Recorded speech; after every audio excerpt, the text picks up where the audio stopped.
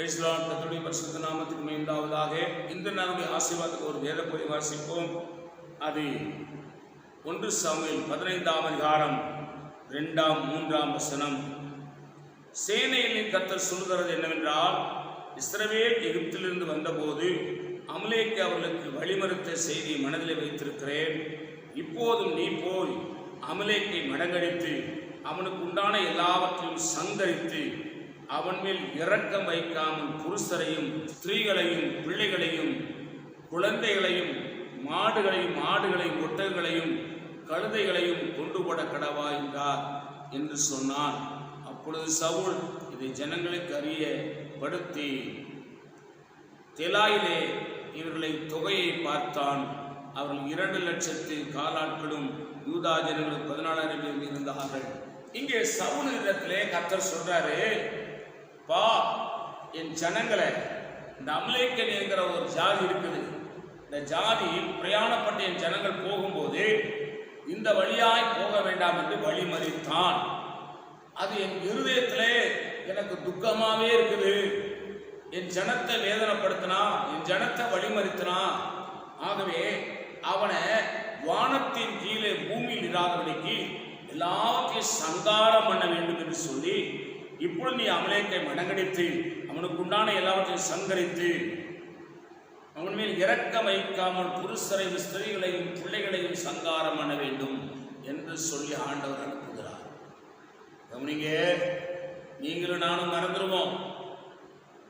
ரட்சிக்கப்பட்டு ஞானஸ்தானம் எடுத்து அபிஷேகம் பெற்று ஆண்டவரோடு இருக்கிற ஒரு ஊழியக்காரராக இருந்தாலும் சரி, விசுவாசியாக இருந்தாலும் சரி, அவன் கர்த்தரோடு இருக்கும் பொழுது நீதியும் நேர்மையும் உண்மையும் பரிசுத்தத்தையும் கடைபிடிக்கும் பொழுது, ஆண்டவருக்கு பிரியமாக நடக்கும்போது, அந்த ஊழியத்துக்கு விரோதமாய், அந்த ஊழியக்காரனுக்கு விரோதமாய், அந்த தேவ மனுஷனுக்கு விரோதமாய், அந்த விசுவாசிக்கு விரோதமாய் நீங்களும் நானும் எழும்பினால் நாம் மறந்து விடுவோம்.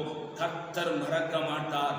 தலைமுறை தலைமுறை தலைமுறையாக தேவனதை மனதில் வைத்துக் கொண்டு சங்காரம் பண்ணிக்கொண்டே இருப்பார். இன்றைக்கு அநேக விசுவாசிகளுக்கு தெய்வ பயம் இல்லை. இஸ்ரவேல் மக்கள் மோசேயினாலே வழிநடத்தப்பட்ட பொழுது அவர்கள் ஜனங்கள் பிரயாணப்பட்டு போன பொழுது இந்த அமலேக்கன் வழிமறித்தான். எத்தனையோ 1000 ஆண்டுகள் வரைக்கும் இப்ப ஆண்டவர் சவுல்ட்ட சொல்றாரு, என் ஜனத்தை அமலேக்கன் வழிமறித்தான், அதை நான் சும்மா விட மாட்டேன், நீ அவனை சங்காரம் பண்ணி என்று சொல்கிறார். பூமியின் வானத்தின் கீழே ஒருத்தவனா இருக்கக்கூடாதுங்கிறார், அவன் சந்ததியே இருக்கக்கூடாதுங்கிறார், அவன் ஆடு மாடுகள் இருக்கக்கூடாதுங்கிறார், அவன் முற்றிலும் அழிக்கணுங்கிறார். பார்த்தீங்களா? ஆகவே நாம் ரொம்ப ஜாக்கிரதையா இருக்கணும். நமக்கு ஏன் பிரச்சனை, நமக்கு ஏன் கஷ்டம், நமக்கு ஏன் துன்பம், நமக்கு ஏன் வியாதி, நமக்கு ஏன் பாடுகள் ஏன்னு கேட்டா, எந்த தேவ மனுஷனுக்கு விரோதமாக பேசியிருக்கிறோம், எந்த தேவ மனுஷனுக்கு விரோதமாக செயல்பட்டிருக்கிறோம், ஏதோ தேவ பிள்ளைகளுக்கு விரோதமாக நீதிகேடு செஞ்சிருக்கிறோம், அநியாயம் செஞ்சிருக்கிறோம், அக்கிரமம் செஞ்சிருக்கிறோம், ஏமாற்றி இருக்கிறோம், இதெல்லாம் ஆண்டவர் பார்த்து இன்னைக்கு இல்லை, சந்ததி சந்ததி சந்ததியாய் அந்த காரியத்தை தேவன் மறக்கிறதிலே மனதில் வைத்துக் கொண்டு உன்னிடத்திலே அவர் பழி வாங்கி கொண்டே இருப்பார். மறந்து விடாதே. ஆகவே எந்த விசுவாசிக்கும் சரி, எந்த ஊழியக்காரர்களுக்கும் சரி, எந்த ஊழியத்துக்கும் சரி, நீ விரோதமாய் பேசிவிடாதே, விரோதமாய் செயல்பட்டு விடாதே, விரோதமாய் எந்த காரியத்தை செய்து விடாதே. அது தேவனுடைய பார்வையிலே கோபம் விடுவார். தேவனதை மனதில் வைத்திருப்பாராம், சந்ததி சந்ததியாய் பழி வாங்குவார் என்பதை மறந்து விடாது.